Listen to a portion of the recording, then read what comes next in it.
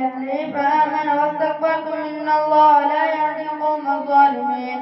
وقال الذين كفروا للذين آمنوا لو كان خيرا ما سبقونا إليه وإذ لم يهتدوا به فسيقولون هذا إفك قديم ومن قبله كتاب موسى إماما ورحمة وهذا كتاب مصدق لسانا عربيا لينذر الذين ظلموا وبشرى للمحسنين. إن الذين قالوا ربنا الله ثم استقاموا فلا خوف عليهم ولا هم يحزنون أولئك أصحاب الجنة خالدين فيها جزاء بما كانوا يعملون.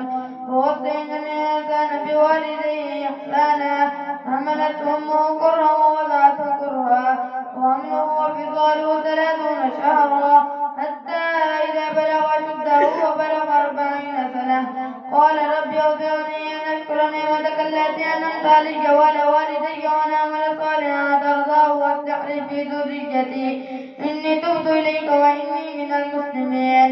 أولئك الذين نتقبل عنهم أحسن ما عملوا ونتجاوز عن سيئات في أصحاب الجنة وعد الصدق الذي كانوا يوعدون. والذي قال لوالديه اغفر لكما تيدانني أن أخرج وقد خلت القرون من قبلي وهما يستغيثان الله وإليك آمن إن وعد الله حق فيقول ما هذا إلا أساطير الأولين. أولئك الذين حق عليهم القول في أمم قد خلت من قبلهم من الجن والإنس إنهم كانوا خاسرين. ولكل درجات مما عملوا وليوفيهم أعمالهم وهم لا يظلمون. ويوم يعرض الذين كفروا على النار أذهبتم طيباتكم في حياتكم الدنيا واستمتعتم بها فاليوم تجزون عذاب الهون بما كنتم تستكبرون بالله بغير الحق وبما كنتم تفسقون. واذكر أخوات إذ أنذر قومه بالأحقاف وقد خلت النذر من بين يديه ومن خلفه ألا تعبدوا إلا الله إني أخاف عليكم عذاب يوم عظيم. قالوا وجئتنا لتأفكنا عن آلهتنا فأتنا بما تعدنا إن كنت من الصادقين. قال إنما العلم عند الله وأبلغكم ما أرسلت به ولكني أراكم وما تجهلون. فلما رأوه عارضا مستقبل أوديتهم قالوا هذا عارض ممطرنا بل هو ما استعجلتم به ريح فيها عذاب أليم تدمر كل شيء بأمر ربها فأصبحوا لا يرى إلا مساكنهم كذلك نجزي القوم المجرمين. ولقد مكناهم فيما مكناكم فيه وجعلنا لهم سمعا وأبصارا وأفئدة فما أغنى عنهم سمعهم ولا أبصارهم ولا أفئدتهم من شيء إذ كانوا يجحدون بآيات الله وحق بهم ما كانوا به يستهزئون. ولقد أهلكنا ما حولكم من القرى وصرفنا الآيات لعلهم يرجعون.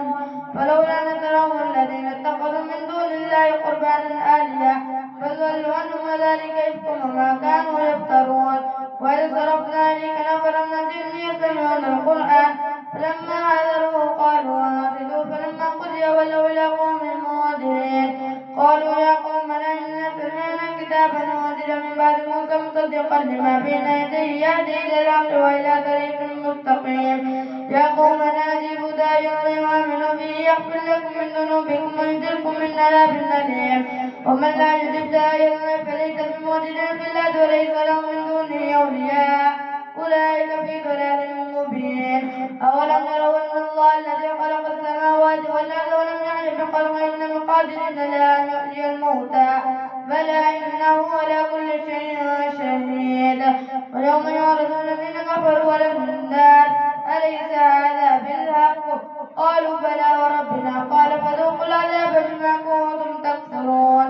فاصبر كما صبر أولو العزم من الرسل ولا تستعجل لهم كأنهم يوم يرون ما يوعدون لم يلبثوا إلا ساعة من نهار بلاغ فهل يهلك إلا القوم الفاسقون. الله أكبر.